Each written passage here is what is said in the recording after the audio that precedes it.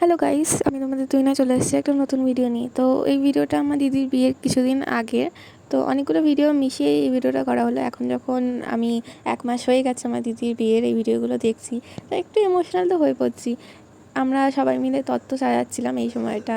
আমরা সবাই মিলে অনেকজন মিলে মজা করে কিছুদিন ধরে তত্ত্ব সাজিয়েছি। আমার দিদি সবার বাড়ি থেকে আইবুড়ো ভাত খাওয়া, শেষবারের মতো সবার সাথে দেখা করা, সবার সাথে হোলি খেলা, এই ছোটো ছোটো মুহূর্তগুলোই আনন্দের হয়। এটা আমার সুন্দরী দিদি আইবুড়ো ভাত খাচ্ছে, ও ভাবছে ওটা ফটো তোলা হচ্ছে, কিন্তু একটা ভিডিও করছিলাম। তো ভিডিওগুলো দেখছি, তারপরে একটু মনটা খারাপ হয়ে যাচ্ছে। তো দেখতে দেখতেই আমার দিদির বিয়ের দিনও চলে এলো। তো এখানে আমার দিদির এক্সটেনশন করার জন্য দিদি এসেছিলো। এদিনকে আমার দিদির লাস্ট আইবুড়ো ভাতও খাওয়া ছিল। তো আমার দিদি ঝটপট এক্সটেনশন করে ও আর আইবুড়ো ভাত খেতে চলে গেলো। তারপর আমি আমার নেল করতে বসলাম। তো এই দেখতেই পাচ্ছ, এটা আমার নেল। আমি বেশি কিছু করাইনি, আমি নিজের নেলের ওপরই একটু নেল আর্ট করিয়েছিলাম। তো তারপর আমাদের বাড়িতে লাইট লাগাতে এসেছিলো। আমাদের বাড়িতে সারাদিন সেদিনকে লাইট লাগানো হয়েছিল। তো সন্ধ্যেবেলা আমি দেখতে গেছিলাম ছাদে, তো ভীষণই সুন্দর লাগছিলো। আমাদের বাড়িটা অন্যই একটা আলোতে আলোকিত হয়ে গেছিলো। আমাদের বাড়িটা এত আলো কোনোদিনও দেখতে পাইনি আমি।